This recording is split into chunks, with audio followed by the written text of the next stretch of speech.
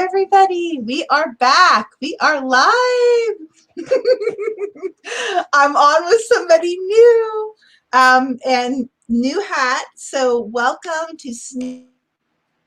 It is Connecting the Dots, my coaching company, their grand opening, and I'm actually double excited to have Craig on today. We had Odin, who I love, but Craig was Craig has had a dual purpose.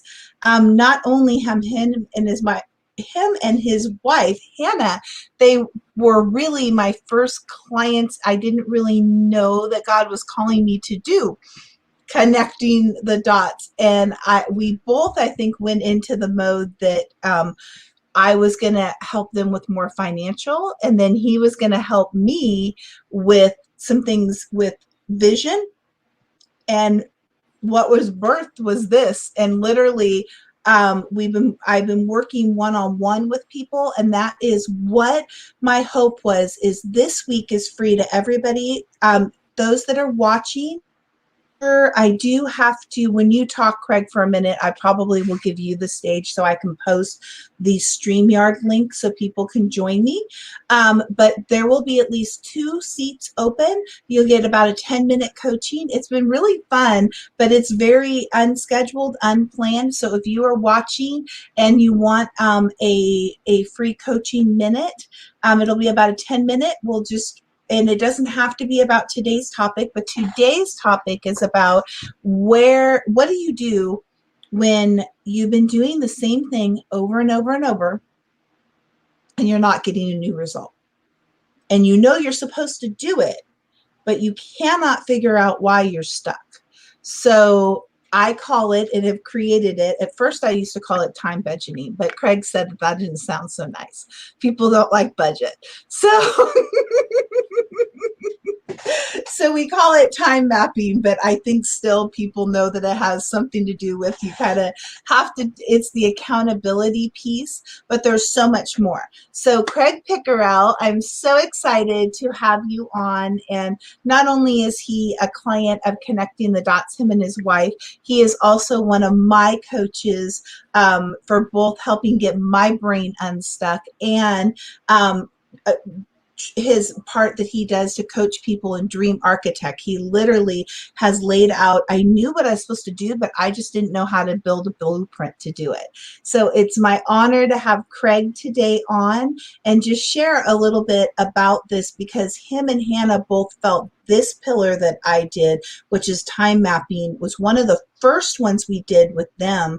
And they felt that it has been a tool that has continued to help them when you hit a moment where you get stuck or life takes a major change all of a sudden. So Craig, welcome. Thank you, Jody. I'm stoked to be here.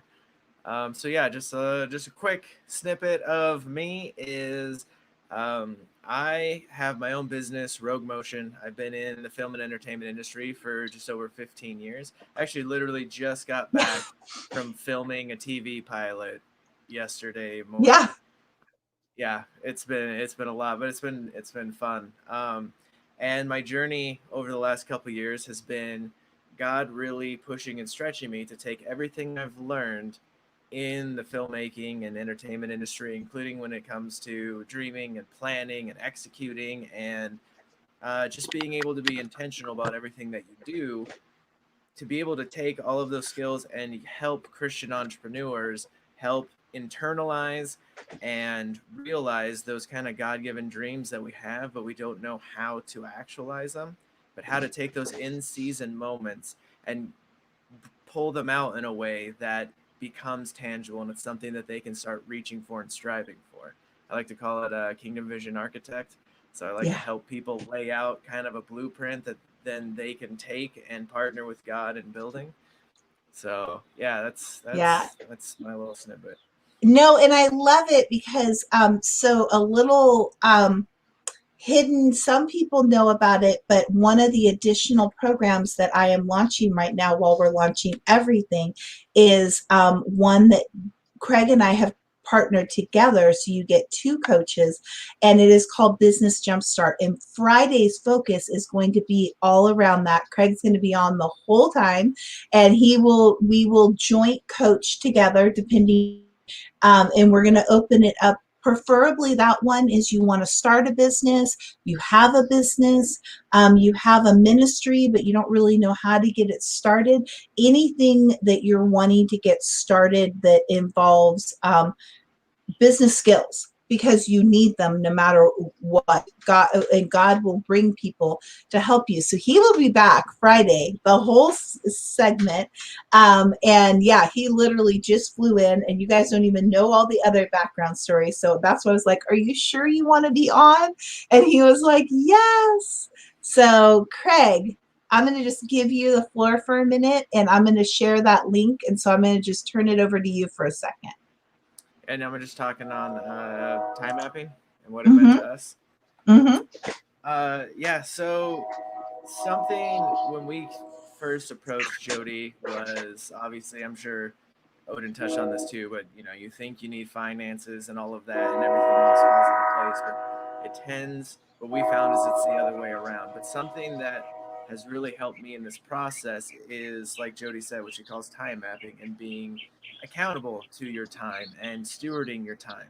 Because for me, I tend to like to fly off the seat of my pants. I used to think of scheduling time or anything like that as super restrictive. But one thing I've really found is just how much freedom there is in that structure, which sounds counterintuitive, but it's funny how that works out. And something that my wife and I, because I have two business, I'm launching my second business. My wife, stay at home, homeschool. She's getting ready to, she has this thing on her heart that she wants to start launching. So we have kids, homeschool, work, travel, even within COVID, I mean, then scheduling me working in my office, her working on her stuff, taking care of kids, all. So, how do you balance all of that on top of like family visiting, and then you have like kids' birthday parties and, all of this stuff. So we really just have to sit down together and just as partners and be like, okay, here's the things that we have, here's the things that we also want to have, and then what's priority. So then we go through and, just like with everything else that you do, there's always that room for grace. But you set your stone. So I'm like, hey, I have these deadlines for these clients and projects. Put those in. Okay, we have these things for the kids, for school. Here's an area where we can do something as a family, like our little family adventure time. Here, oh, you have a doctor's appointment this day. Put it in. But like, you're able to look at it, whether you do it like a week in advance, a month in advance, however well you can do it. We sit down and just go over that. So then that way, as we're going around, we're not blindsided by something that comes up. And I find it a lot easier now to have more quality family time. And then I have, more quality and focused work time, and, on and on and on. So it just really helps. And then it helps me to just set even stronger boundaries with someone, whether it's a client, any family friend or whatever, says, hey, we want to do XYZ. And I look at that, I'm like, and I might talk to Hannah about it, but I'm like, let me get back to you, because this time is our family time, or this time is already set aside for this. And so it really just helps put that hedge around it and really guard those things that I've set as priority and make important, versus I'm just trying to just, keep ahead and just keep going and trying to stay ahead of whatever's going to come next.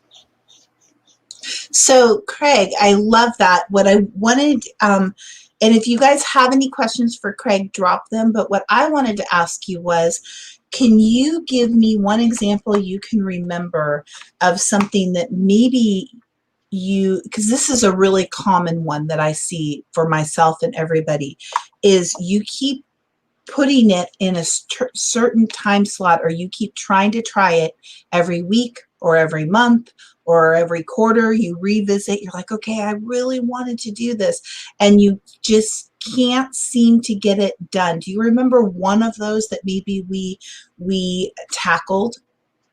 One was when I first moved from California to Oregon. which was already a big transition, and then having to focus on what client work to do next and how that works with this, but then also being able to grow my business, instead of just trying to insert it in areas where I'm like, okay, I have free time now. Let's do it now. I was able to focus that time and being like, okay, oh, this is the time when Hannah's going to be doing this chunk of homeschool, um, or the house is going to be quiet for like this chunk of time. Let me set this little bit of time aside to then either work on my business or even just sit with God and ask Him what I need to focus on, and just kind of have those, I guess, business meetings with God and just sit there and really stay focused rather than just trying to shoehorn it in wherever I thought it would fit. So I love that. And I'm trying to remember, like, I honestly don't remember the actual specific one, but I feel like it's something that you and Hannah have been trying to do together. But when it finally came down to it, it was like we had to move it to a totally different time because you guys kept trying to do, um, Oh, there was, well, one of them was, there was many. That's probably why it's hard to remember. But I remember one was when we were trying to figure out, like, because she had, our oldest had like a charter school thing, and then she had like the homeschool meetup, and then they had swim lessons, and and on and like all of this stuff, and we were like, oh my goodness, it's starting to get like draining, and it was like we were wearing ourselves out, and yeah. we didn't need to. So we were able to look at it and see, okay, here's where all the time is going, here's where all this is going, this is where we actually need our time. And so then we were able to look at it and start shifting things, being like, well, maybe we don't need to do this, or we can do this on a different day. And we started moving things around so that, Hannah wasn't so overwhelmed. The kids didn't, weren't overwhelmed, all of that stuff. If I remember one particular, I think, and it really was because time mapping is just not about and looking at these goals. It's not just about we. And I'm just giving a snapshot now, so I'm not going super deep, and that's why I wanted to bring a couple of my clients on. Oh, Oh, Hannah's on. that's right. That's right. Yeah, we switched Wait, our prayer time together. okay, wait. Hannah just shared. So she said, this is the other part. Miss Hannah, his wife, beautiful wife, we get to see her right there. And so she said, we switched our prayer time together from the evenings to the mornings, and it included the girls with us in the morning. That's right. And Hannah, I love how you just shared that because what I was thinking about at the time was I remember what and where I was going with this was a lot of times it's also fighting for quality time, fighting for times we can reconnect. And Craig and Hannah's situation, a lot of people just experienced it with COVID, where one is they're both working from home now in one capacity, and they're now homeschooling. But Hannah and Craig had decided together that they wanted to do a more homeschool approach for their daughter last year as she was starting school. And we started to work right at the same time. Well, now one of the things that was happening is Craig's there, right? And the girls know it. They don't know any different. They just know, like, hey, dad's here and dad's fun to play. And what was happening was there was a little miscommunication sometimes where Craig was trying to be available at a certain time and Hannah doesn't know about it. And so how can we communicate our schedules and be more present? And so I remember this because do you remember this now? Because part of it, Mm-hmm. it really we completely switched it and it was like a 2-for-1 and it really seemed to switch a whole lot of stuff. Mm-hmm. Yeah. Yeah, it's funny because it starts to become so normal that you forget it was something that you worked on. So you want to share that a little bit more from your perspective? I mean, I think that's pretty well covered. It was something that when we did switch, um, yeah, it had more impact in what we did than what we thought it would have. because at first it was just out of kind of convenience. This is what we will do, but then it ended up becoming so much, I don't know, deeper, I guess you can say, especially since it gets to include our kids. And yeah, it was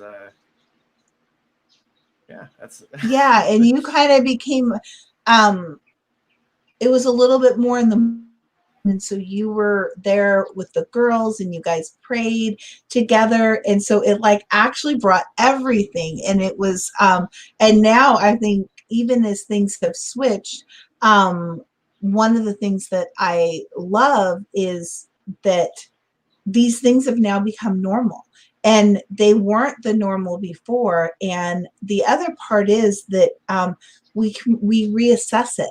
So like hmm one of the things normally when I'm looking at it, one of the questions I'll start to ask immediately, and I think this is a perfect example because we just realized, and you were like, no, we didn't hit it again. And like then you feel like a failure, then you start to go, I'm like, okay, let's stop.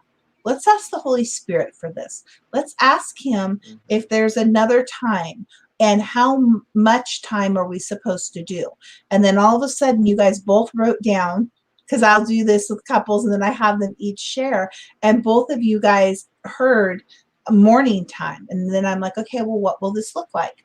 And then how often do we do it?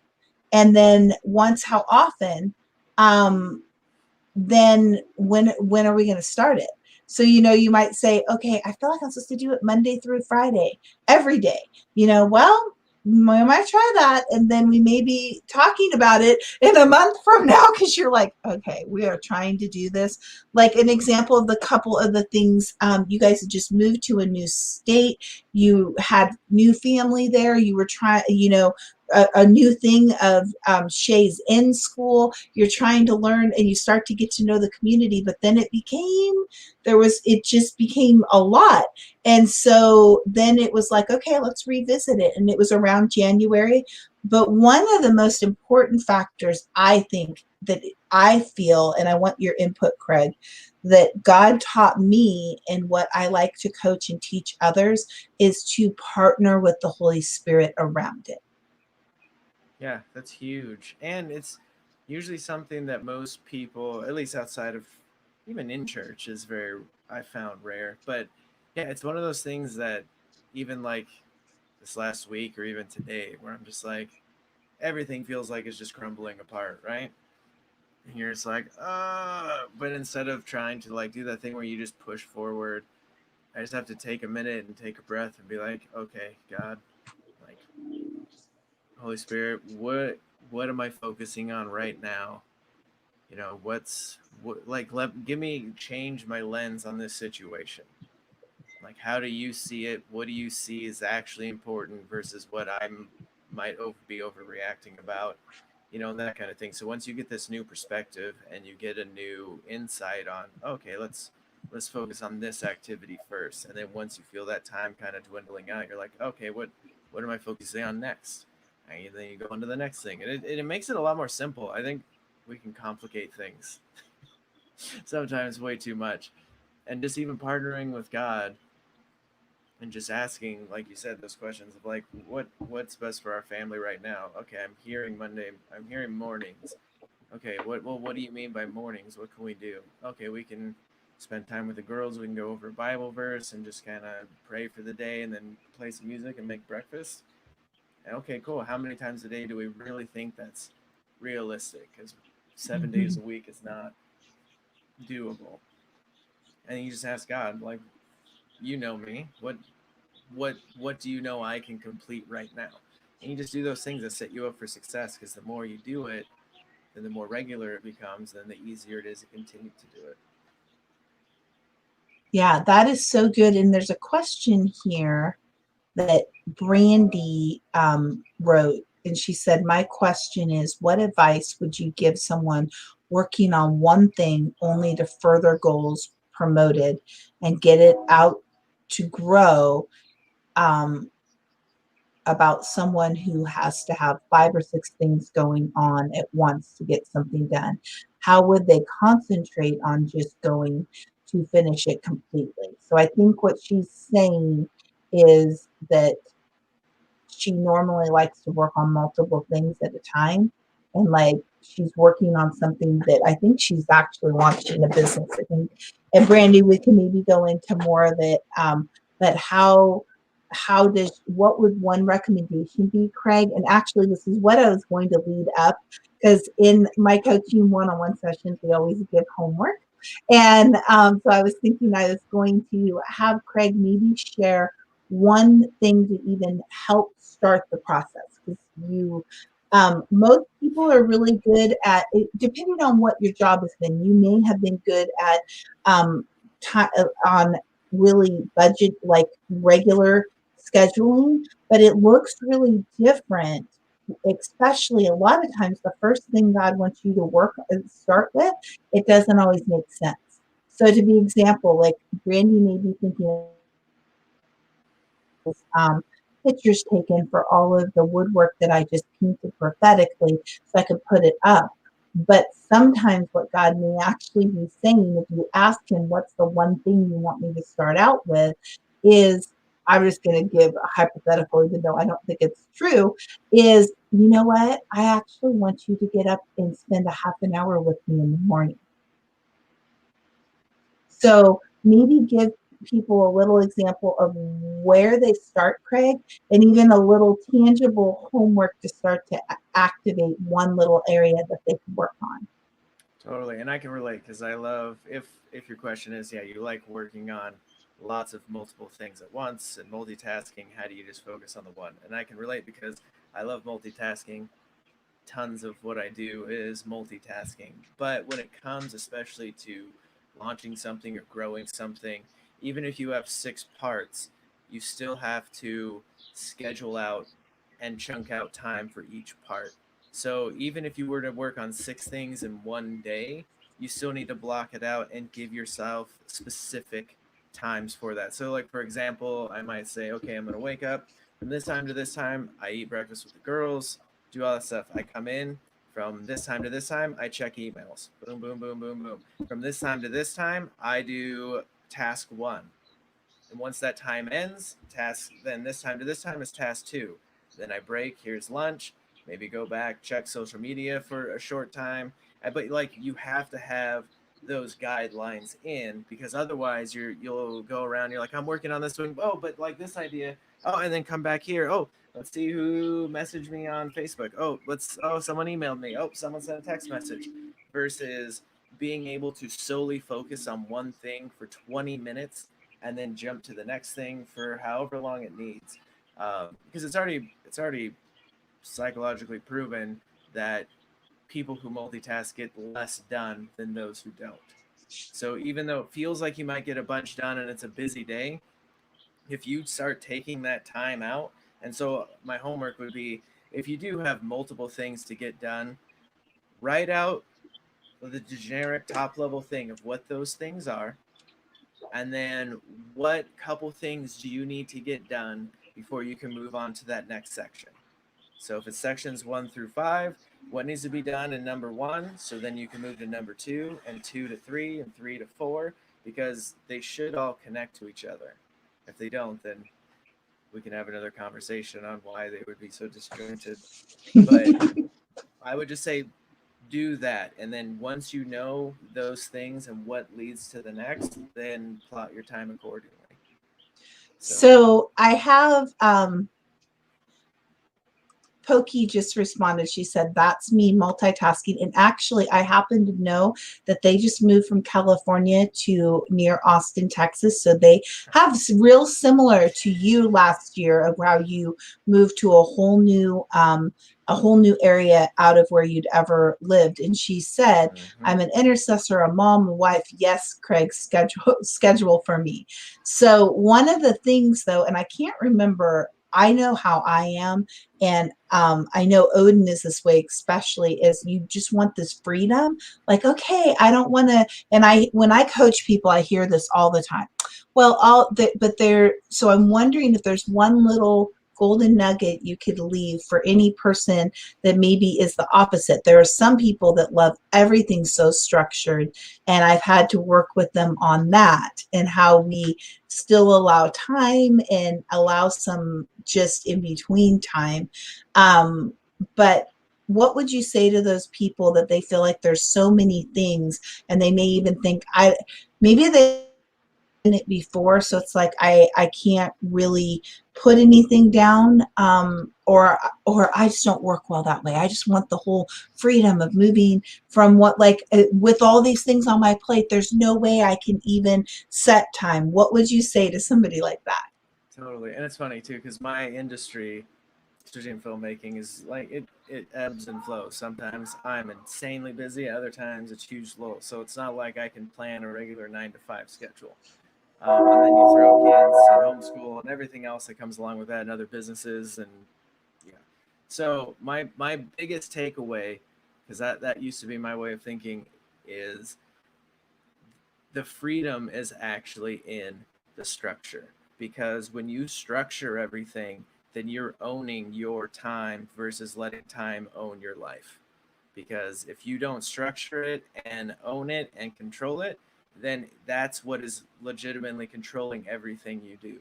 And you're just letting whatever come in be that control and being the most important, versus you already have everything set. I know it sounds wonky, because if you set that thing where you're like, I like to have no schedule, for me, that's my Saturdays. I'm like, I don't plan my Saturdays. Whatever happens, happens for most Saturdays. So it's like, great. But I know that that's my free for all time where I don't have to worry about anything. But even within like my weeks and all that stuff, I know this time to this time is this time to this time is this time to this time is this. And I look at that and I'm like, okay, great. That's my structure. My other time that I have in there is mine to do with as I please. But I don't want something to come up and then now I'm thinking, oh no, I wanted to do this too, but how does that fit? And I make whatever comes in control how I react. I want to have it kind of just fit into what I already have. If that makes sense.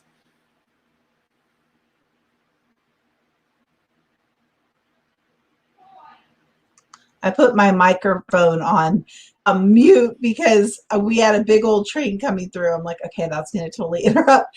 But what I think that here's the Oh, thing. totally. I Structure can go out the window. The good Yeah, and thing you is, have to allow the yeah. So yeah, you have to speak have to those that. moments of grace and what I'd call padding. So, like a great example is, so for the TV show that we just shot over the last couple days, when one of the executive producers and the director sent me the schedule that they wanted, it was so airtight, like bonkers airtight, and I had to call them and I was like, hey, um, I just need to know what parts of these are set in stone and what parts we can actually have padding to. Because when it's that airtight, then you leave it open for 100% of everything to go wrong. Because if something gets switched or unplanned stuff happens and you can't adapt to that, then everything else, like a domino effect, just falls. Yeah, So when you have your time and you're like, okay, from noon to 1, I'm gonna work on writing my book while the kids are eating and just kind of playing. But then one of the kids falls, bonks their head, fight. Something happens. Then you're like in the ER and you're like, well, there goes my writing my book time.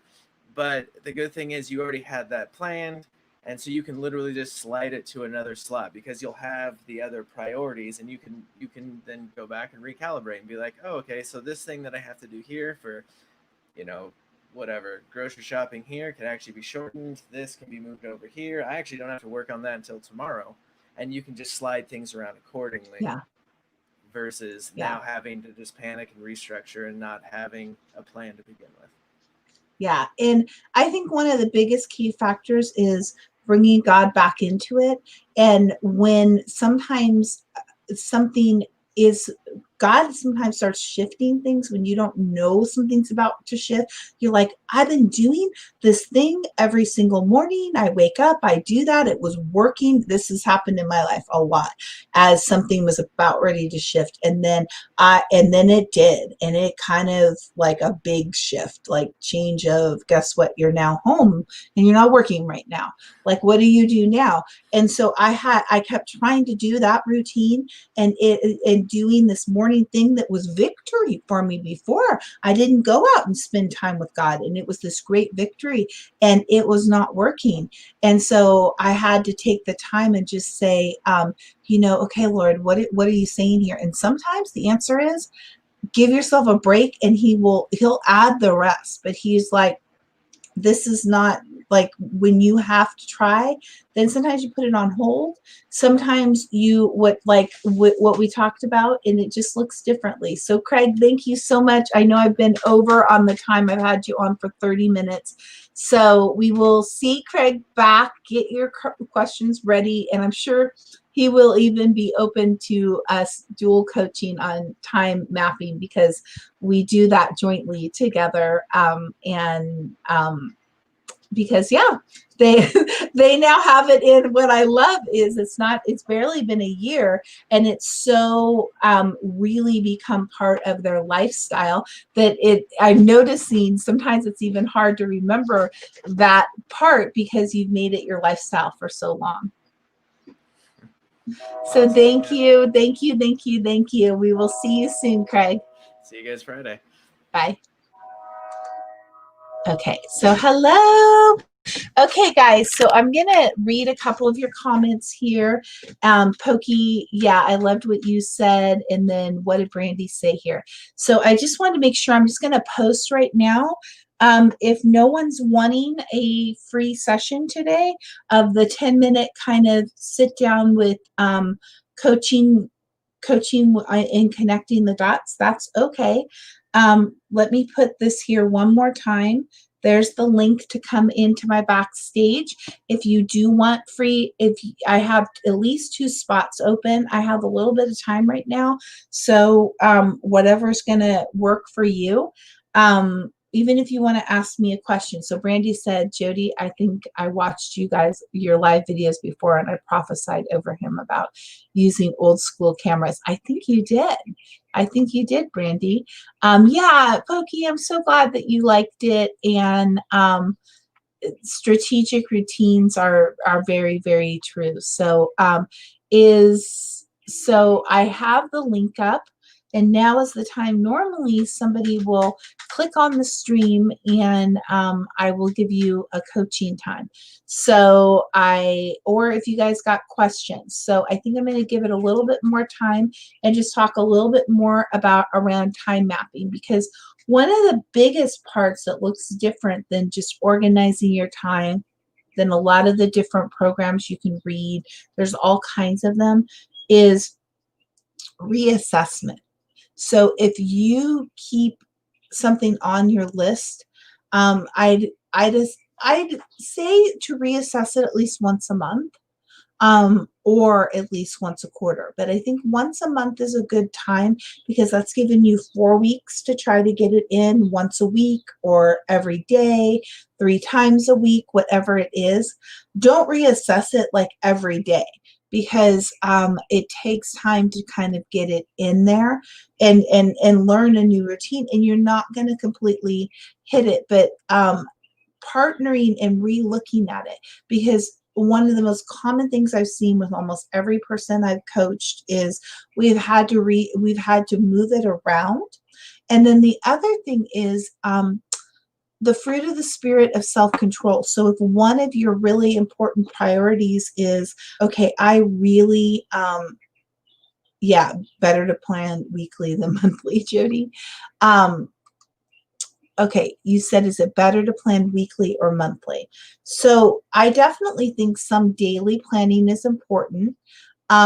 What I'm talking about is adding something new in.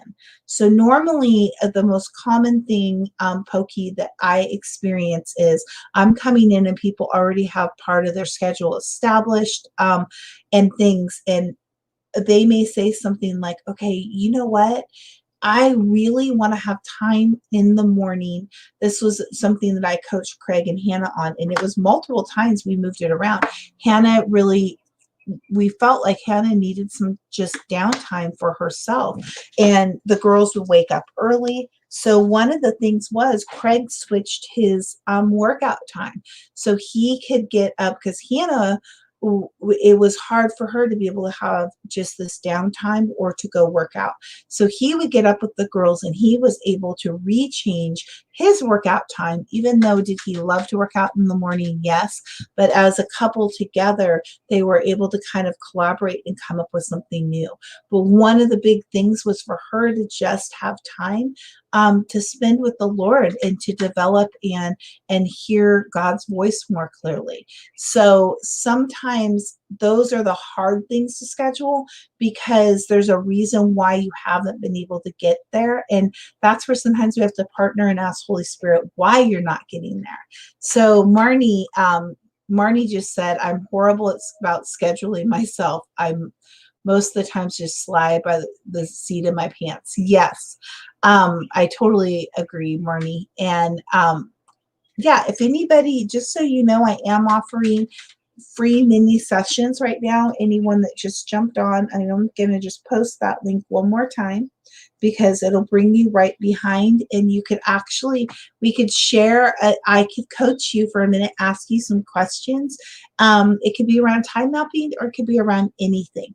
But with time mapping, it really, what makes it time mapping is you're partnering with God and you're looking and you're like, okay, is this on your heart, God? Yeah, it is.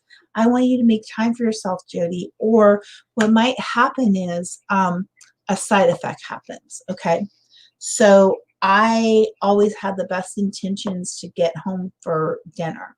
Now I'm home and now I'm the one making dinner. And my husband's been working all day. And he's like, yeah, I'd like to have dinner by 7 o'clock. Well, I'm in here in my office and my managing my time looked differently because things would get distracted. So I had to reroute and really partner with the Lord several times. And sometimes what that looks like is I turn my phone off during that time frame.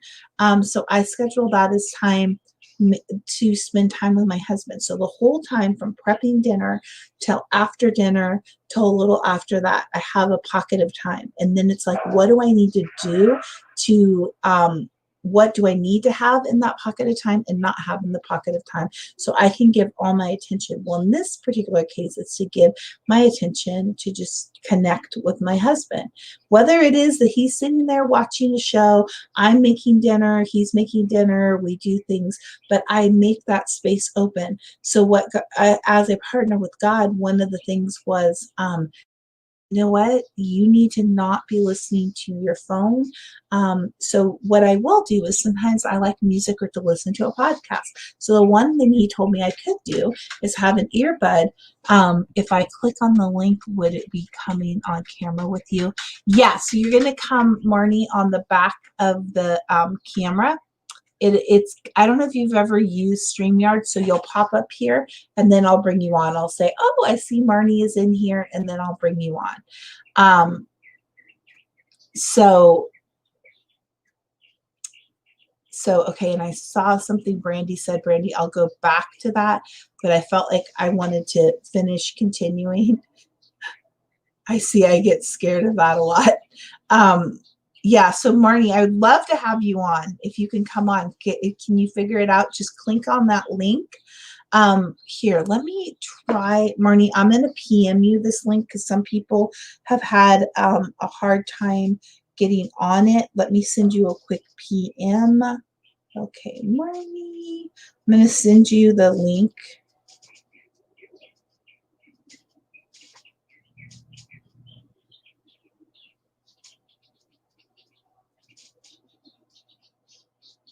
Okay. And I did have room for 2 people. So,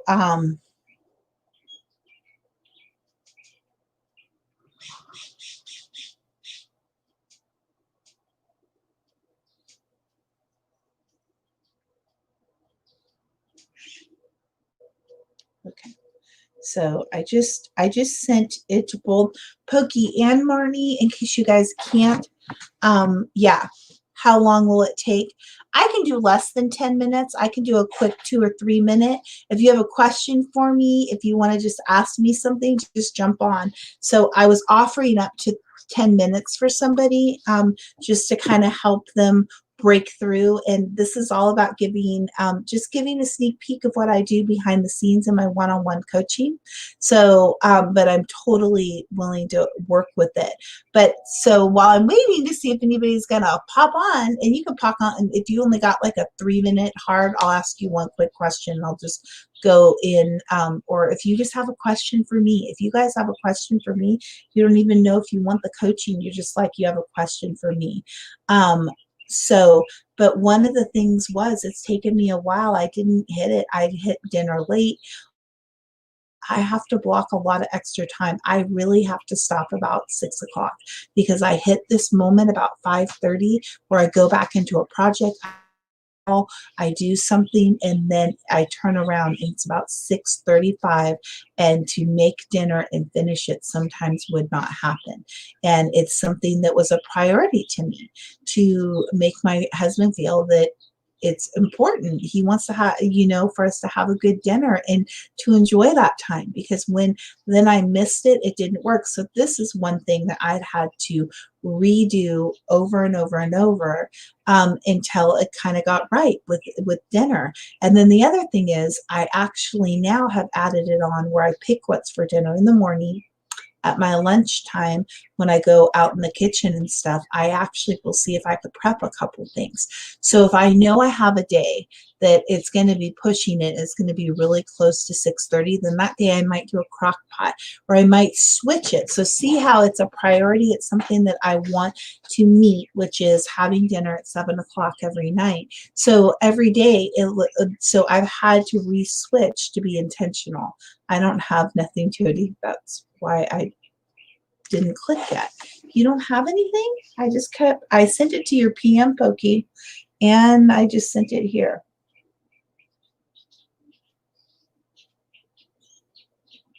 Okay, you guys I'm seeing it here. You guys aren't seeing it? Okay, maybe I didn't do it right.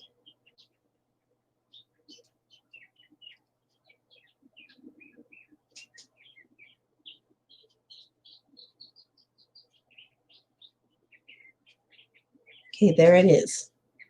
Do you guys see it? It just popped up. So it should say, here is the link. So, if it doesn't work today, we'll be back tomorrow and we'll be back Friday.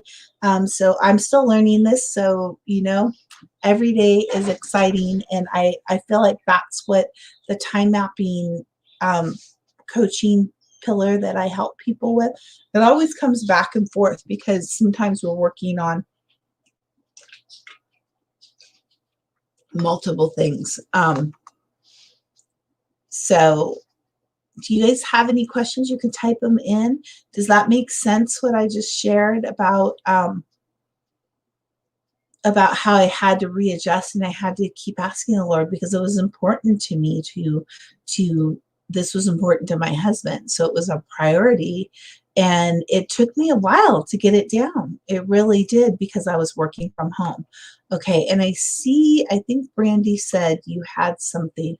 I feel in my spirit somebody needs to come on with you, but fear is holding them back because they don't know what to ask and say. So pray on it and join Jody on here. Okay. And then Brandy just said, I got some good, easy recipes. You put 3 ingredients together in a casserole dish in the oven and 1 for the crock pot. If you want recipes, I'll private message you. I always love recipes. I love recipes. And I do agree. If somebody is wanting to come on, you can just ask me a question. Okay. I think I've got Marnie. Marnie, are you ready to come on? Can you hear me? Okay. There you are. Yeah, I love this. Can you hear me? I can't hear you.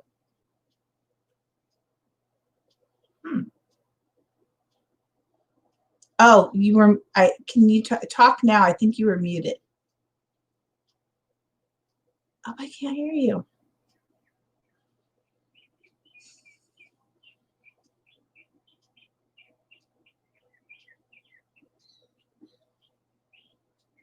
That's okay. We will figure it out.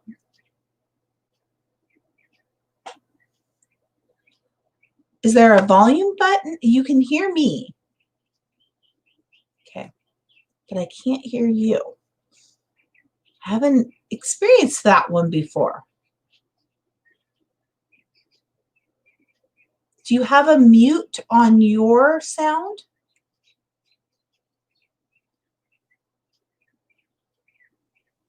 Yeah, I still can't hear you. Okay. Lord, show Marnie. Show her right now. Hi, Kellen. Thanks for joining. You're so sweet, Kellen. Aw. That's so sweet. She's like, hi, beautiful soul. Aw, thank you. So yeah, this is a sneak peek. We're going to do some, Marnie was so bold to come on and ask me a question. And that I'm just giving a sneak peek at coaching. Let's see. I think Randy said something. I know mine was under my settings to unmute actually in my phone settings if she's not using a phone.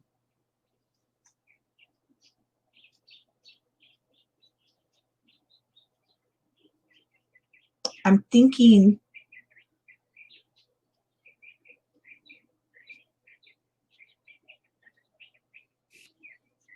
Oh, I just heard something move.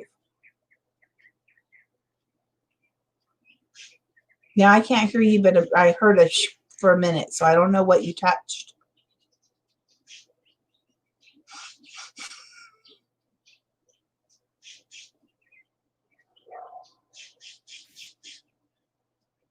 And darn it, today I don't have any of your jewelry because I needed this to match. Yesterday I had your jewelry. Like almost every day this week I've been on, I've had your had one of your pieces of jewelry on, but I don't have it today. This is from Amber's shop. I have her shirt on, and she sent me these earrings. So,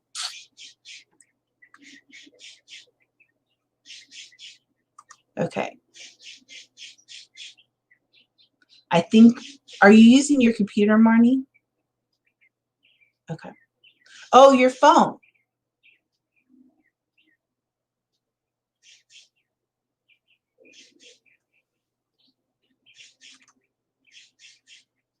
Oh, Kellen says she'd recommend that maybe you jump off and jump back on and see if that works. I know the StreamYard is new. A bunch of us, it works better than Zoom when you're bringing extra people on, or Facebook, but you can text on here, Marnie.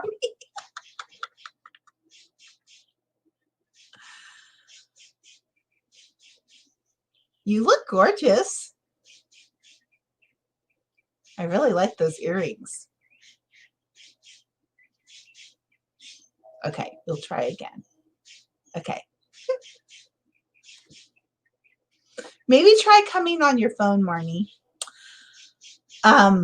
Yeah, you know what? Like, I hope that, like, even this about time mapping, it is, it's a trial and error, and in everything in life. Like, when you try something that you haven't ever done before, it's really awkward. And that's the main thing. Like, I normally, when I coach people, I find that they're like, well, I just don't know if I can do it. I just don't know. But if if it's something, like I was saying, like, it was important to me to meet what my husband wanted, which was to have dinner at 7 o'clock. And guess what? Like, it was kind of humbling because he made dinner for us the first, like, probably 13 years of our marriage, and it was always on time. So it was like, okay, you know what? I could sit there and be a victim of my circumstances and say, you didn't understand, and I'm working at home, and poor me.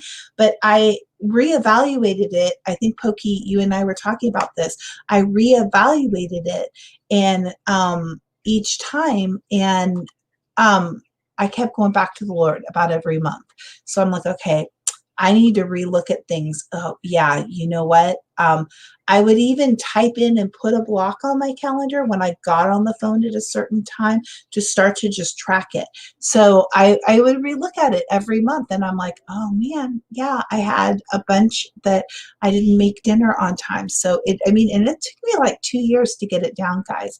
So I had to just keep reevaluating. And one of the biggest things I noticed was I cannot touch my phone after about 6 o'clock, unless if I know I'm going to do it and it's planned, then I have to have the meal pretty much ready where all I'm going to have to do is heat it up.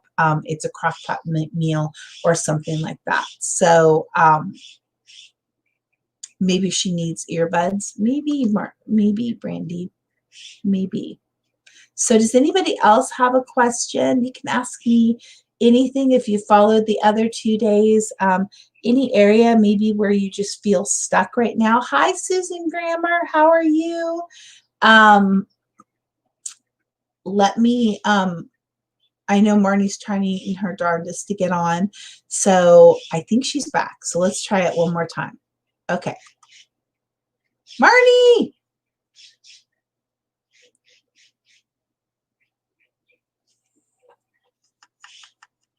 Do you have earbuds? Will that work possibly?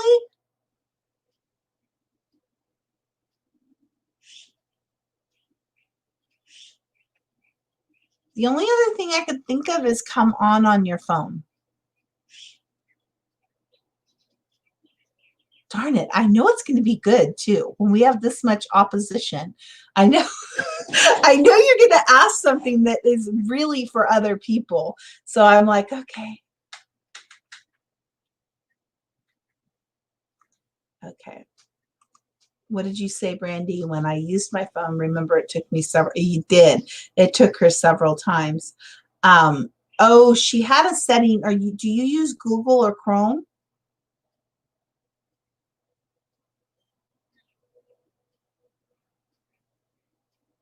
You had to go in your settings and turn on the mic. I had this issue with Dan's laptop and I never was able to figure it out. But Marnie, do you use your laptop normally and don't have a problem? Okay, so it may just be, I'm thinking you have to give them permission or something. You probably have,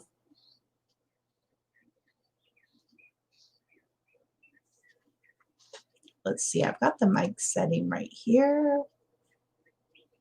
Oh, that's for me.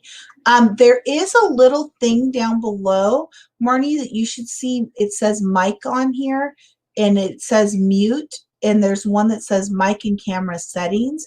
Maybe you could touch that. I see there's general settings, audio, default mic. You might just have needed to click on the default mic maybe, or speakers.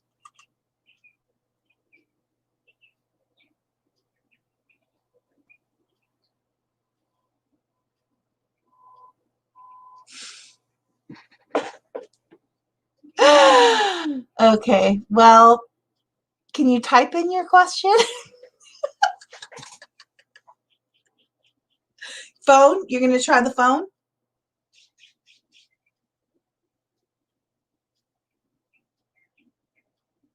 Oh, okay.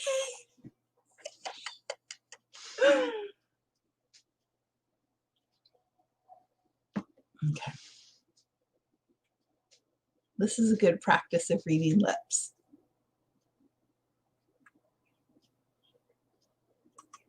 What did you say? It only showed for a couple of seconds. It showed her mic was on mute. So Brandy says it keeps showing your mic is on mute.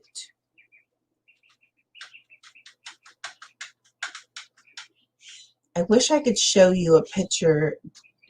It's down towards the bottom and it'll say mic and camera.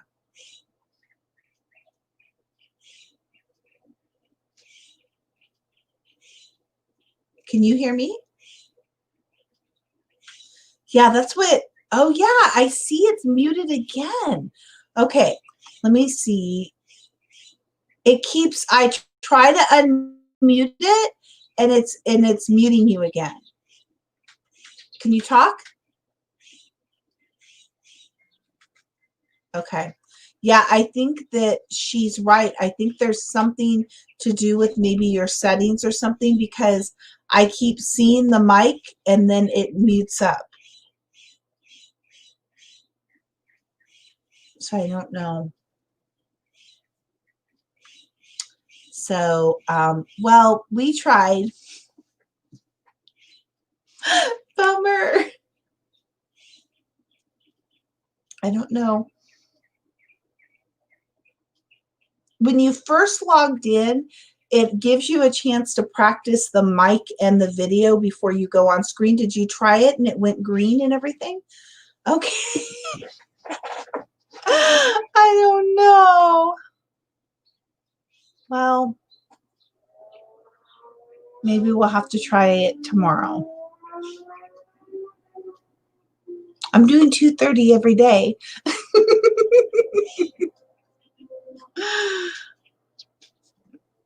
Okay.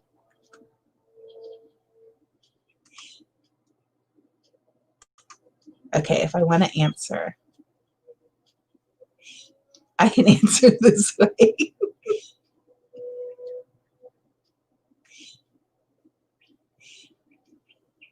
Okay.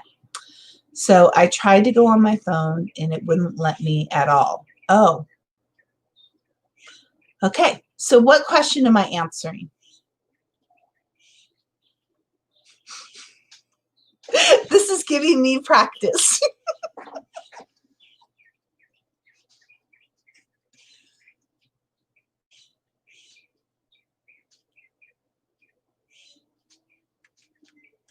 Okay, Brandy's giving another suggestion. Click on the link and it will take you to where it says click here, and you click there and it should bring you on your phone, she said. Okay, well, if she wants to try it, I will let her do that, but I will answer her question. I'm not good at time management, and you said, how can I get better at it? Okay. So one of the main things I would say, Marnie, is what do you currently do to daily or weekly set out things that you want to accomplish? Or is there one? I normally say start with one thing. Is there one thing that you keep trying to do? Like I was giving the example with my husband, I kept trying to make sure dinner happened by 7 o'clock while I was working here. And it took a while, and I wasn't. I was challenged with the time management because I take a call and I didn't realize it was right in that window. So is there one specific thing you keep trying to accomplish in general? Okay. So probably the first thing that I would recommend for somebody like this, Marnie, is, do you want to not fly by the seat of your pants anymore? What would be the positive result? Is there a result or something you want to accomplish that you know it would be worth trying to not fly by the seat of your pants?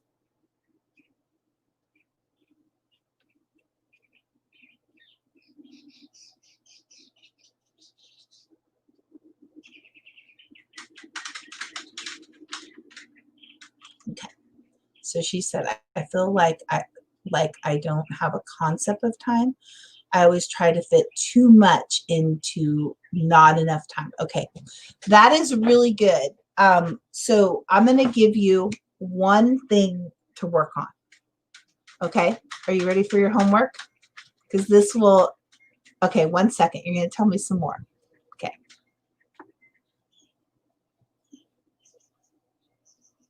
This is good. I like this though. I think this is a normal thing that a lot of people struggle with, including myself.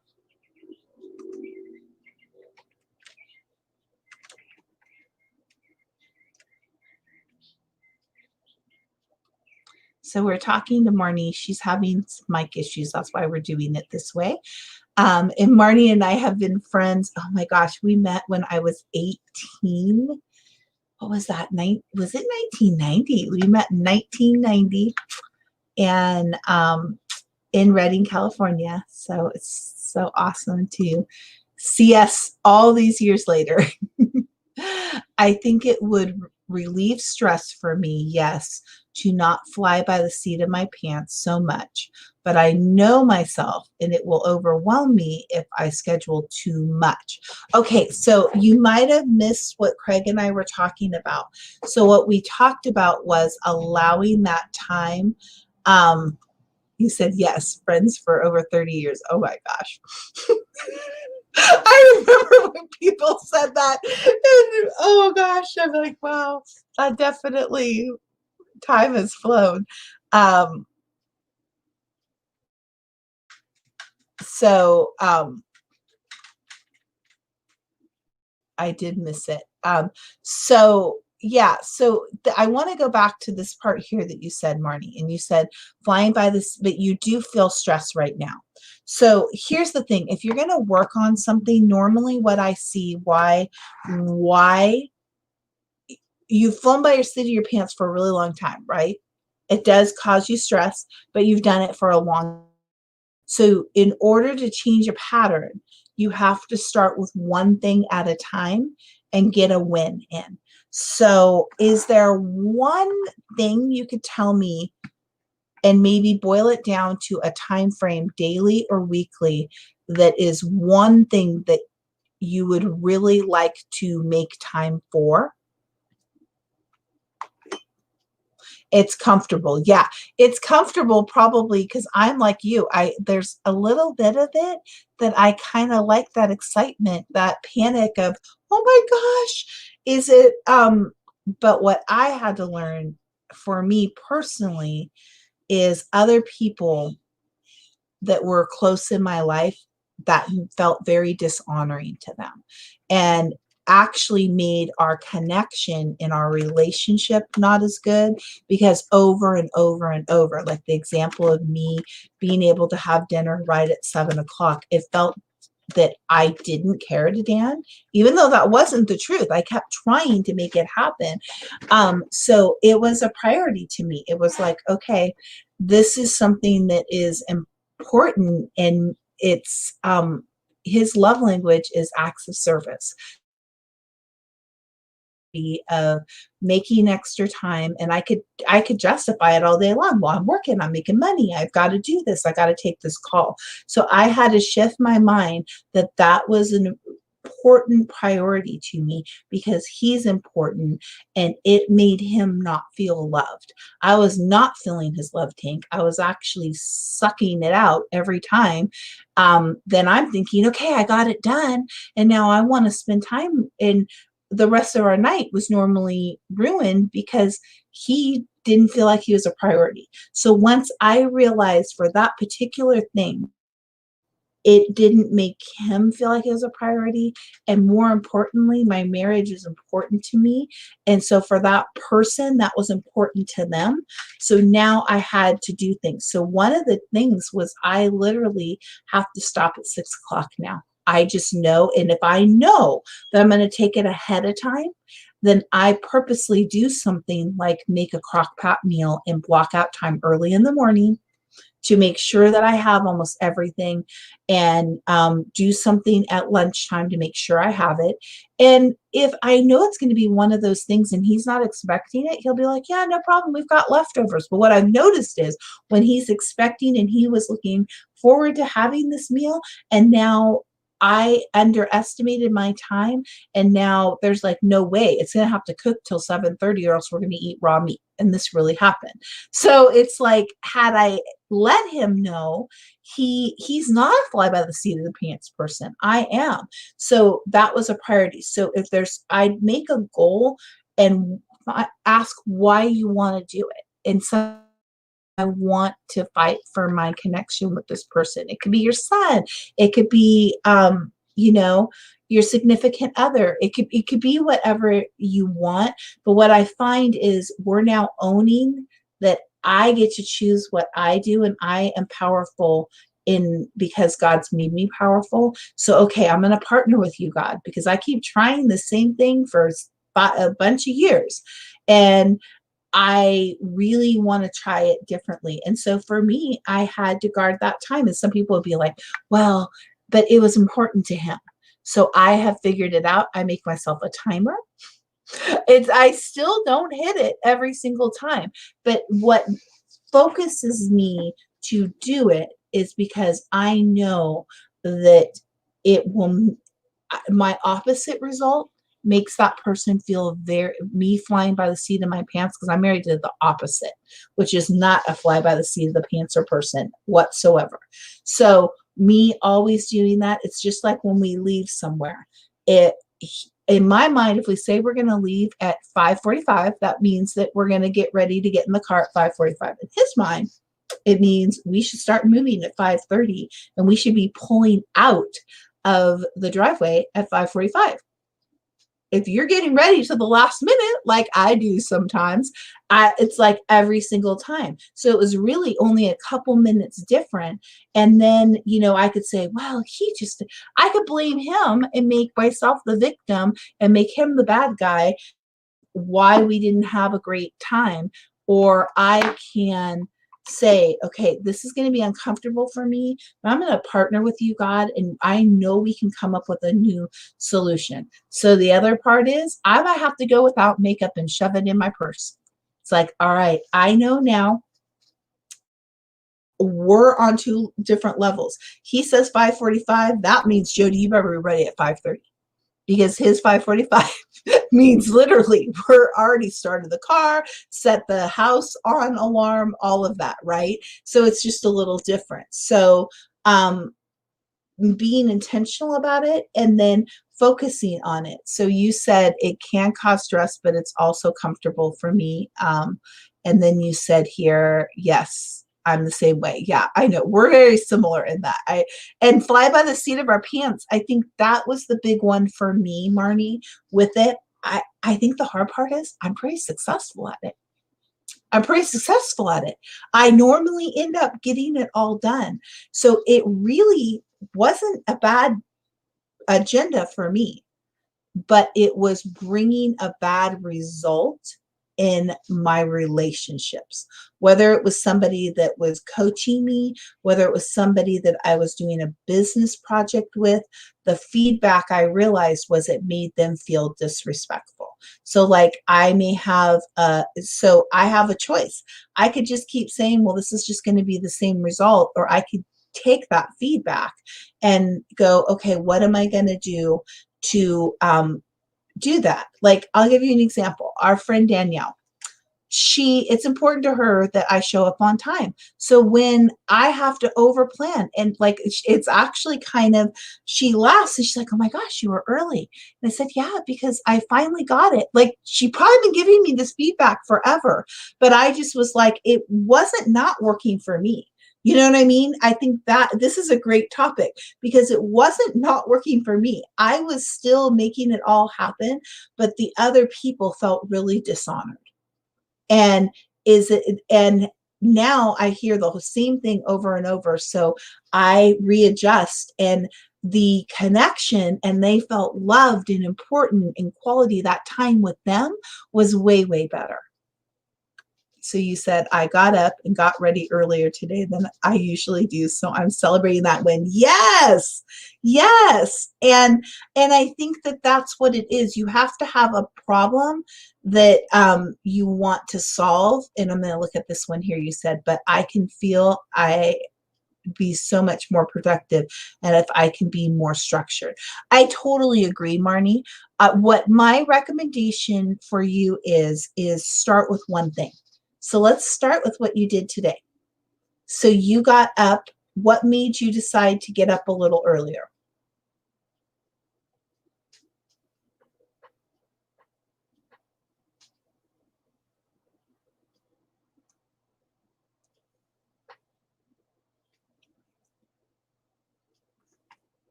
So it sounds like it's twofold. You want to feel more productive, New month. Oh, that is a good point. Get you out of your funk. Yeah. Well, I mean, quite frankly, I think we all in the entire world have been in some funk. Like, you know what I mean? And show up for my team. So, okay, answer me this. Let's just deal with that one thing and then you'll have homework to practice. Okay. And that's what I like to say, practice, because we will go back to comfort when we start to feel like failure. We'll go back to comfort when we have a fear of rejection, meaning that, and a lot of times, Marnie, it's not even the outside editors, it's the inside editors. See, you can't even do it. Why'd you even try to do it? Whatever it is, that inside editing in our heads. So what I say is, I normally say, don't try too many things. So the first one would be my question to you, and you just said, I go back to comfort, and then I'll beat myself up over and over. Yes. So what I want you to ask, and just partner with Holy Spirit, because I know you hear from God, because we all hear from God, right? And I'm thinking he's already giving you a big hint because you already did it today. So ask him, is there a time first, and what days of the week does he want you to get up at this time? Is there a new time he wants you to get up at? Or be dressed by, or make a goal for something specific. So if not being dressed affects the next thing that you need to do, which sometimes does for me, you work from home like I do. And so it can, that's the nice part. But if you're going to be on camera or anything, then it's like, you're like, oh, shoot, I didn't get, so Monday through Friday, we wake up at least by 10 a.m. Okay. So you've got your first thing. Is there one more thing in your wake up that you feel like you should commit to? So wake up by 10. Is there a time Monday through Friday that you should be in presentable? Oh, I love it. Okay.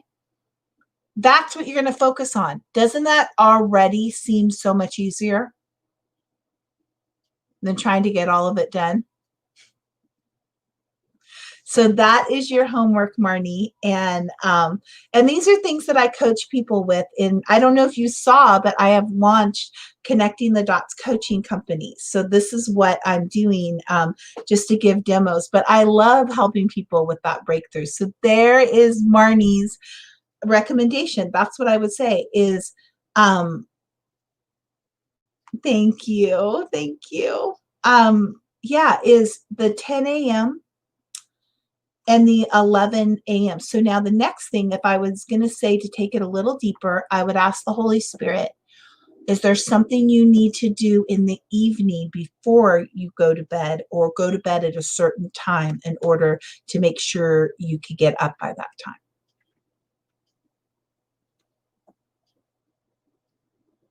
Because sometimes gets into a cycle.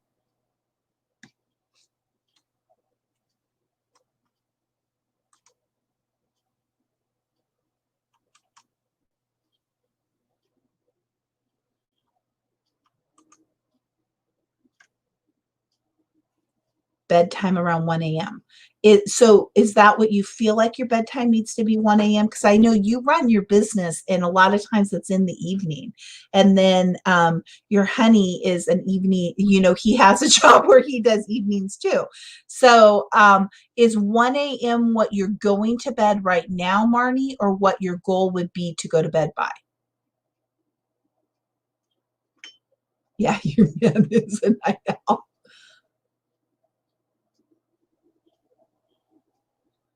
I know, I know.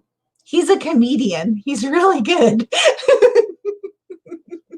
But and you know what? That's what I love, Marnie, because, and you even to be honest about it, because some people wouldn't understand. Everybody has a different schedule. So having that quality time with your honey and being able to connect with him is important to you.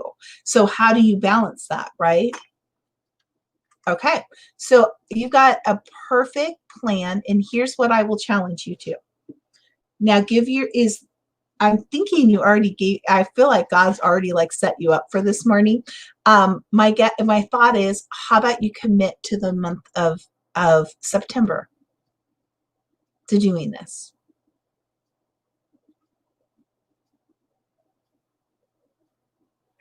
Okay. And I would just ask God if there's any other creative ideas that he can give you to, because I'm guessing the going to bed is going to be the issue to get up in the morning. And then also a creative idea, maybe, is there one other obstacle that gets in your way? Meaning, does the alarm go off or something doesn't go off and so you just don't get up? Is there anything that gets in your way like that?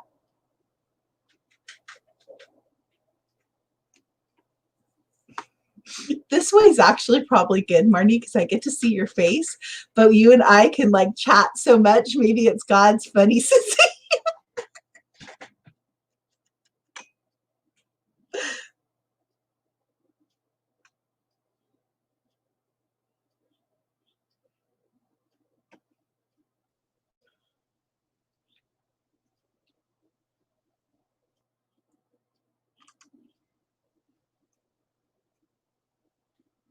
Yeah.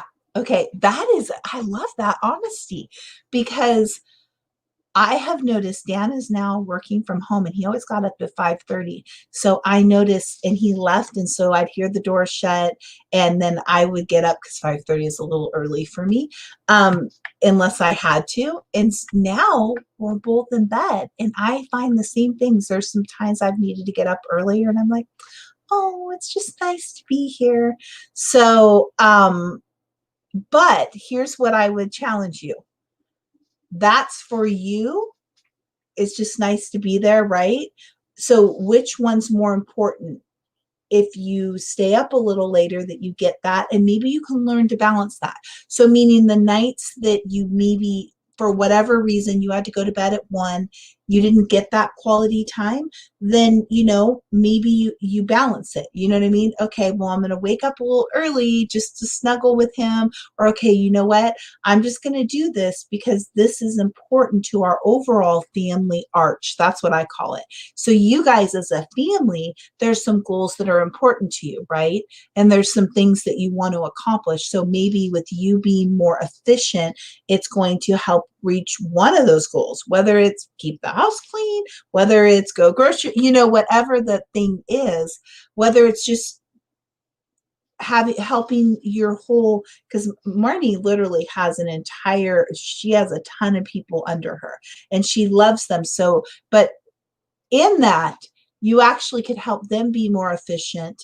And this will even help, like by you doing it, that's one other motivation I would say is balancing having time with your sweetie and also having um being that person that by you overcoming this, Marnie, this is a key factor in every single person that's trying to build a business or a side business or do it is always time. So you overcoming this will be something that you now can coach to a whole new level to your team.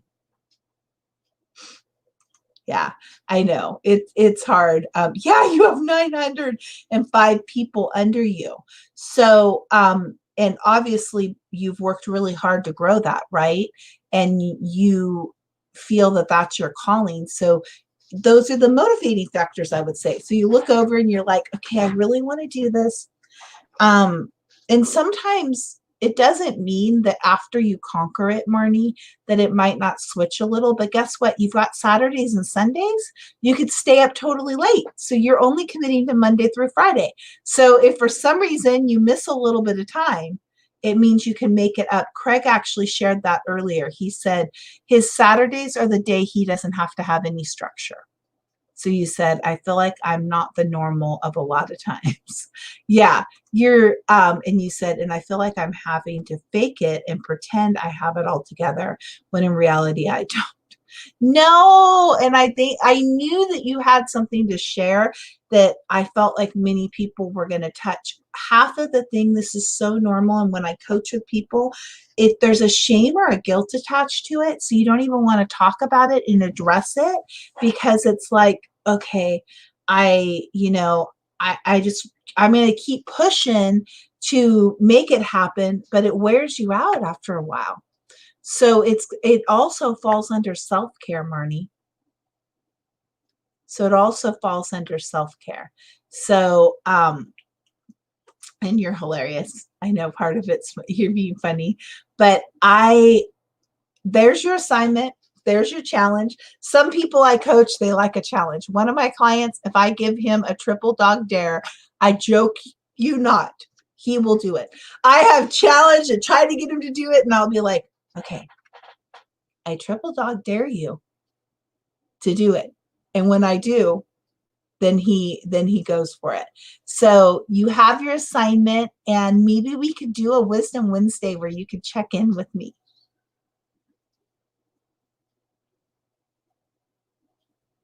I'll have to do a follow-up.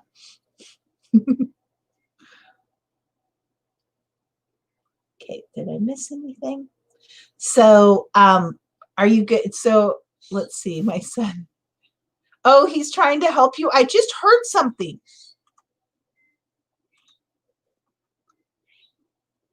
Yeah, I just heard a shh for a minute.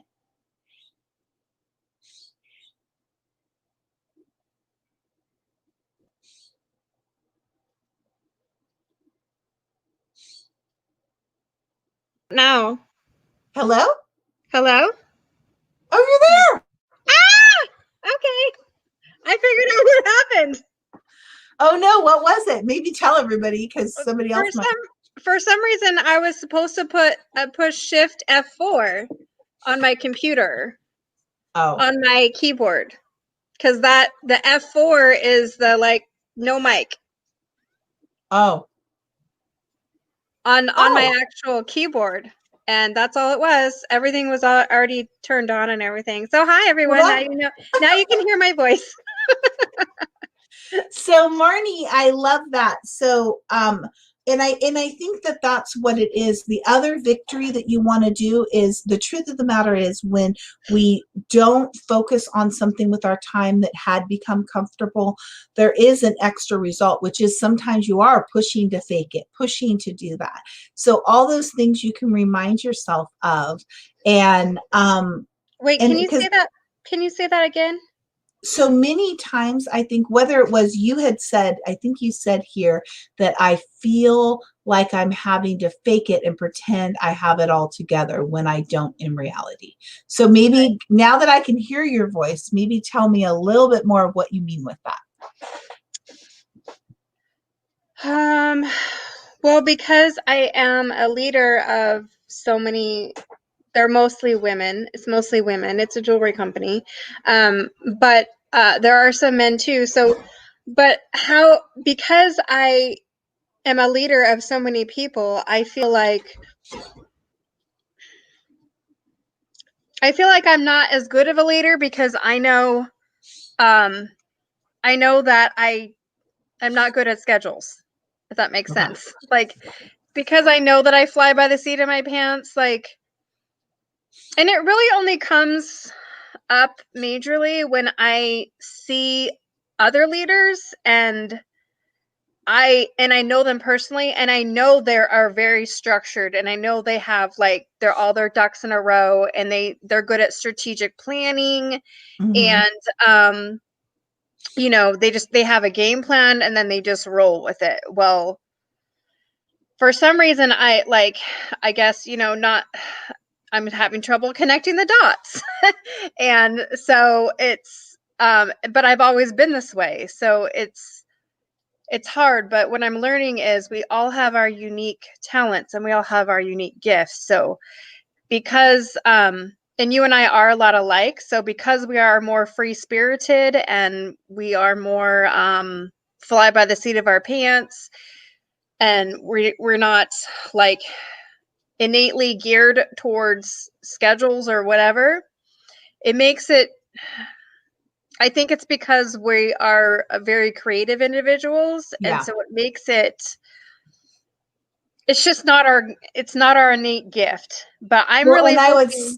Yeah, and I would say that there's two things, Marnie, when you say that immediately, that I have it, and I'm still not a master at it, but one of the biggest things, probably being with somebody that really knows how long something will actually take. Dan and I thought about it for a while, but now I realize, because he'll go, oh yeah, you won't be home for 2 hours. And I'm thinking, And he's always right. So I realized I'm not good at estimating time. So now I'm going to use my resources. I'm going to say to him, because he knows me or someone else knows me, okay, how long do you think that that's going to take? If I've got that option. If I don't, then now what I'm going to do is time it.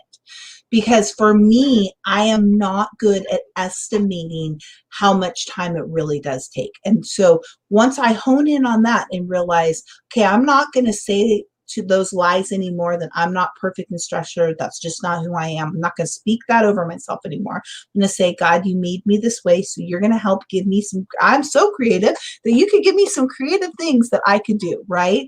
And so one of the ones for me is I just take my phone, and when I'm working on something that I continue to not hit, I time it. And then now I can block it better, because I'm like, okay, holy cow, that took me that long. Okay. And what I'll normally do is get really deflated, because every other people that I'm comparing myself to, that's not their issue. But if I stop focusing on them and know who I am, but not just get deflated. So I'll just speak death over myself because I'm disappointed in myself, right? So I'll just be like, well, I'm just never going to be that type of person. They're just super structured. They're just, well, now I gave myself an excuse, and I'm just going to sit down. So now I'm like, okay, God, what is, you're very strategic, because God is very strategic if we ask him. And then and you don't want me to feel bad about myself, like it's a work in process until we go to heaven. So but refiguring it out. So for anybody that is watching, that they found this, I probably can tell you one thing that is a big one is you don't know how long it takes you. So for whatever time blocks you do give yourself, turn a timer on, and then that way you can be realistic next time. And then you end it during that time block. You know what I mean? Oh, shoot, I didn't get it all done. And for me, what that starts to do is starts to help me realize that. So as I've been getting ready to do some newer things, I'm like, okay, well, this one I've got to do in 30 minutes. And I could just say, I just can't do it in 30 minutes. Or I can go, okay, let me figure it out. And so sometimes it's just looking at the clock, having an alarm set, something like that. So I think those will help you to just realize how long it actually takes you. So if you're making that, up at 10 and ready at 11, then you can say, oh, you know what? Okay, I'm going to time how long it takes me to get ready and how long it takes me to have coffee.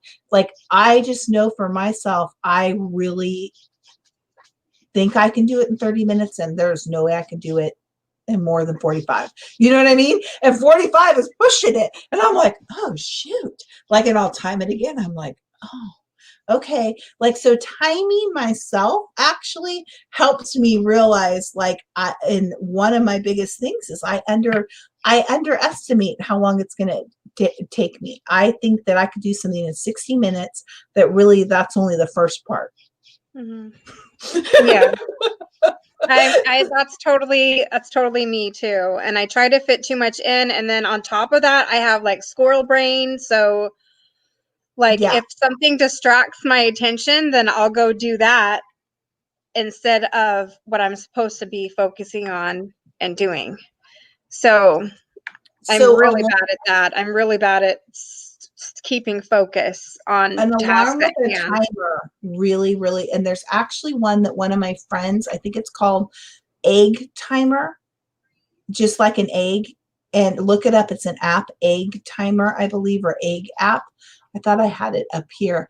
And it will literally, it's almost like the old school timers that you turn, but it just, you can have it on your computer or whatever you're on, and then it goes dee, dee, dee, dee, and it tracks it though. So then you can see, oh, I reset it for 15 more minutes. I reset it. And it just helps keep you on realizing your time. I'll look up and I'm like, oh, shoot, I got 10 minutes left. Okay.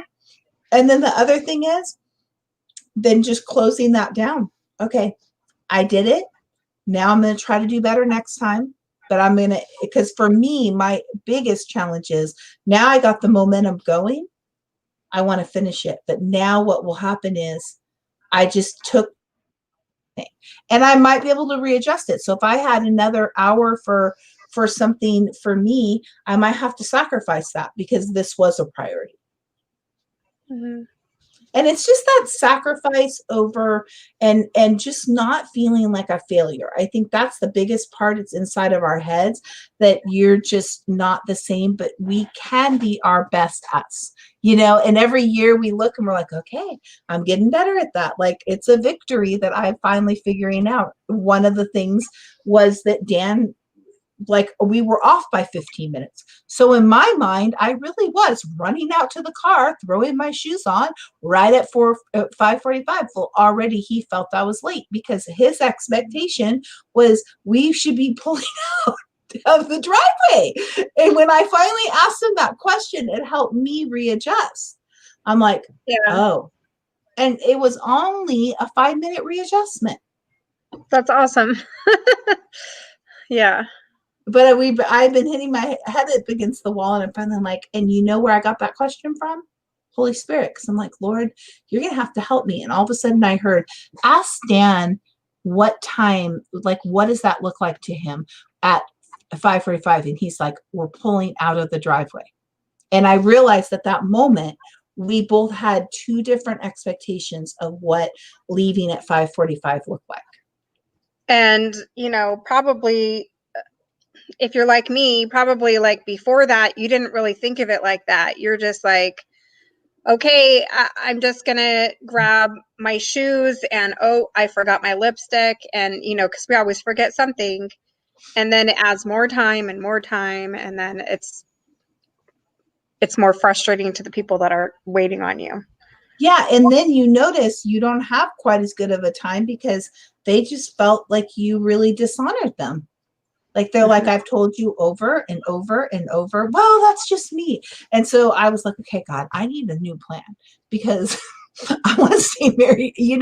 Like, you can stay in a relationship, but I want it to thrive. Like, I want the other person to feel like I want them to feel like I do think that they matter. And like, sometimes it would even come up. Maybe we were meeting somewhere and I could tell by the tone that they said, oh yeah, well, she doesn't, like, I don't think it was this bold. He didn't say, like, she doesn't respect me, but there was something. He gave an example. We're sitting there with a couple, and I realized, oh, this really makes him feel that I don't like that. Because sometimes what would come up is, I wish that he was just as much of a priority as something I volunteered for. And I kept thinking, why is he saying that? And it was because I wasn't hearing him of what was important to him. And so it was important to me for him to not feel that all these other things are more valuable than him. Yeah. So once we figure out our why, and then that helps us keep going towards it. Yeah. I feel part of it for me too, and this is really vulnerable for me to share, is that it's almost like it's a self-fulfilling prophecy. Like, I set myself up to fail. And I don't know why I do that, but the only reason why I can have what I figured out is I'm used to disappointing myself. So I have to have something to beat myself up on. I know it sounds crazy, but it's self-sabotage. Self-sabotage, yeah. Mm-hmm. You almost feel like you're not worthy of what's going to come next, and so you self-sabotage yourself. Yeah. Yep. Which is yep, exactly. So for my team this month, we're doing Self-Worth September, and it's all about ourselves and learning about ourselves, and learning, like, not to be so hard on ourselves, and celebrating our talents, while we can work on our faults, but it's making me happy to know that it sounds like you've gotten a lot better at things, so that gives me hope that I can do it too. Well, and I will tell you one of the really big key factors, and I think I talked about it yesterday, is, or one of the days, it might have been day one, but it's a powerless triangle, and realizing there's a victim, there's a rescuer, and a bad guy. I would put myself in the victim. Well, I just can't do it. Why? And so I had to make the choice that I'm going to be powerful. I'm not going to make the other person be the bad guy, and I don't need somebody to rescue me because I am powerful in God. I have the Holy Spirit in me, so I need to reevaluate. It doesn't mean I am a bad because I missed it, but if I'm not open to feedback, if I'm not open to looking at these things and looking at it, then because I want to be my best self. So just owning it, going, okay, ooh, why did this happen? And go to So God, you're because saying he'll in the probably, triangle, you're saying in that triangle that we need to be more of the rescuer for ourselves. I would say we need to I called all three of those the powerless triangle. Actually, it's from a study that I did, and So we're none of I those. none We of should be those. We none of want to those. jump out of it. Okay, We want got to got jump it. out of the Okay, triangle. Yeah, I'm I'm gonna going to get try out of to. the triangle. Yeah, hold on. I call it the Bermuda pit from hell triangle. Because it never ends well. It's the self-sabotage, really. And then here's the one cue. I'm going to write it down right now because I thought I spoke it and maybe I haven't. So there's a bad guy and rescuer. People use it different, savior, but this is the one that I also realize I'm a big rescuer. Okay. So sometimes what would happen, I don't know if you can see that. Mm-hmm. Okay, so that's the victim, that's the bad guy, the rescuer, the bad guy. Here's what happens: you go from victim to rescuer to bad guy, or back and forth. So you're constantly in the Bermuda Triangle from hell, and then because you just go back and forth, right? Like for me, one of my things was I sometimes was trying to help other people with their problem, and that took away from my time, that took away from my priority. So I had to get better and more powerful to go. And then they normally made me the bad guy. Well, why'd you even help me with that? And I'm like, okay, well, I just gave you all this valuable time of mine. So I had to start readjusting it. We all, in my opinion, have our own powerless triangle. The thing is, you don't want to jump in it. Okay. You want to start identifying where you're at. Ooh, I just tried to rescue them, or I just tried to rescue me, or I tried to rescue the situation. What rescuer normally moves over to is now you become the bad guy. So it's a very powerless a very powerless behavior in relationships, in everything. You now become the bad guy. I'm sure immediately when I say that, you're like, oh yeah, that's a big sign that you're rescuing someone. But then the after effect is that you sometimes become the victim because it just sucked your time and you allowed them to jump. You jumped in their powerless triangle. They're like, I'm not going to be powerful. I'm going to keep being the victim here, and I'm looking for somebody to rescue me. Rescue looks different than help and empower. Help and empower means they're going to work on it harder than you do. So you go, yeah, okay, I'm going to show up here at this time. Every single time they never show up till half an hour after. You're on the Zoom, you're everywhere. They always seem to keep having problems, right? That just, you can choose to keep being treated that way, and it's powerless. They don't want to change it. You've asked them and asked them and right? And I don't know, I could just speak for me, and I know you have a big heart too. You like to help people. And so sometimes they can be ones that will kind of move us over to it. But just identifying. So when you hit a place where it feels like self-sabotage, or you didn't hit it again, then just ask God, like, am I in the powerless triangle? And then I normally say, where am I at? And he'll be like, you're being the victim. Do you hear your words? Well, you just don't understand. I'm just not made to manage my time right. You just don't understand. I'm just not. Okay, that sounds like a victim. You know, when I'm in the bad guy, oh, I'm just always the bad guy. I'm just never going to meet that, Mm-hmm. I'm just never going to. I'm going through conversations that I've had with Jake in my head right now. The very, very same things. Yeah, I know what you're talking about. I know what you're saying. And then many times for me, that rescuer part, I try to help people that had I slowed down and asked God and asked the right questions, they're never going to tell you they don't want help, but their actions will speak. Right. So we are sometimes allowing ourselves to be distracted because the truth of the matter is, the real truth is, it makes us feel some kind of false self-worth. And so the more we know our worth and our value, we're like, no, and this has been something I've had to do. It's not okay to treat me that way. Well, they're really trying. They're in a hard situation. No, after now 2 months, if they, they I'm waiting for them and then they call me and tell me, oh yeah, I'm not going to be there again. My time is valuable. Mm-hmm. Like that's our own self-worth saying that my time wasn't valuable, and just keep treating. And then unfortunately what happens is, like you were saying, this bad cycle. Now you actually do it to someone else because you let them come in and you were trying to rescue them. And so for me to even start identifying what rescue looked like, it really helped me kind of identify it and go, oh shoot, I went, because no matter what part you're in the powerless triangle, it always feels the same way. You're never going to get out. That's why I call it the powerless Bermuda Triangle from hell. I'm definitely going to research that and read more about it because I really like that concept. Yeah, I did 18 months of training in the Love It on Purpose Academy. I don't know if you've heard of Danny Silk. Mm-mm. Okay.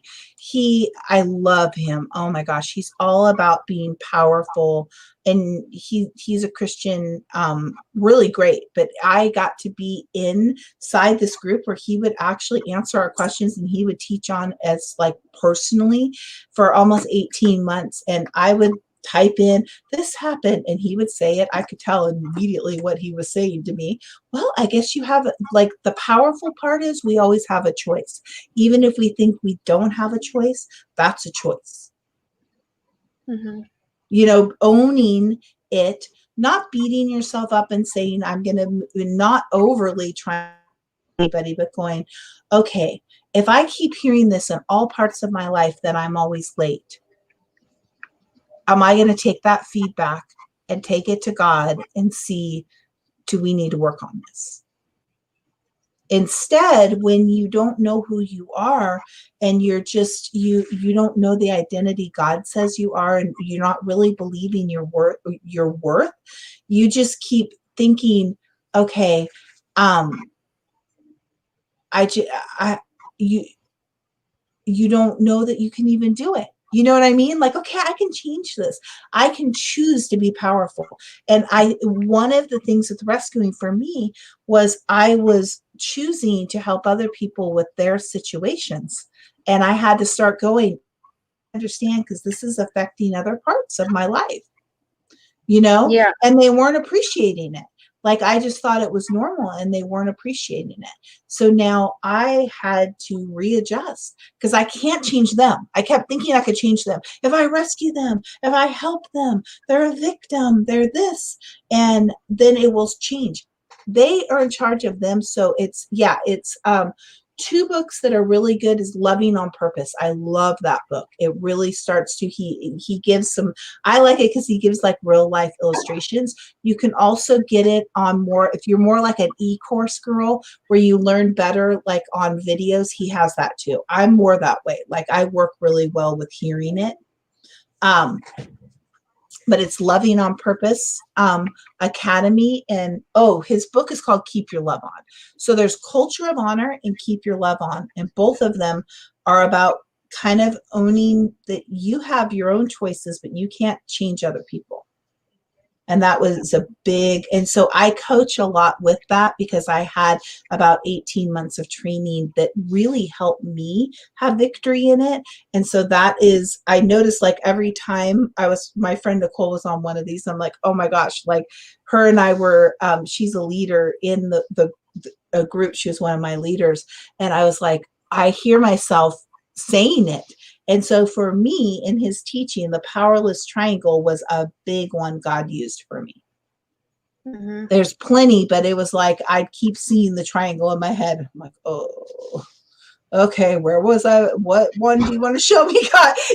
And then it helped me realize I can't control other situations, but I can control how I readjust it.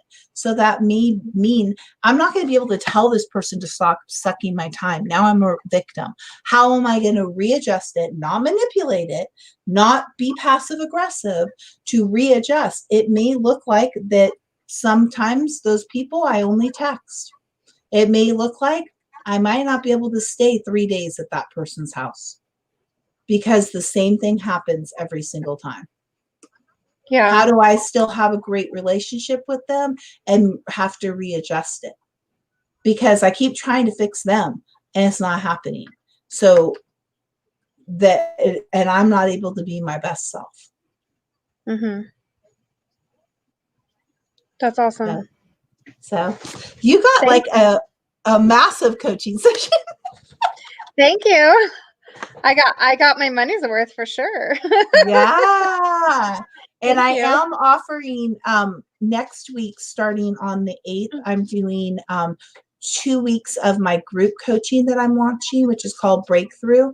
And I'm offering everybody to try it for 2 weeks, 14 days for free. So any of the people on your team, anyone, because I feel like the way people will see how I can help them is get to experience it, is what I felt like. So my one-on-one coaching, that's why this week I'm giving them more free one-on-one so people can experience and see what that is, and whether they can afford it or not now, they could be like, okay, you know what? I think that is something I need. That's what started to happen for me. I'm like, okay, I need to invest in myself. I need that help. But I'm doing the group one. So, and I'm offering 14 days. So you'll have to join, go to the website, and it lets everybody in for 2 weeks to try it. Okay. Your dad's here. Okay. I didn't tell my son that his dad was here. All right. Thank you for having me on. Okay. Bye. All right. Thanks. I'll do my homework. Okay. Bye. Bye.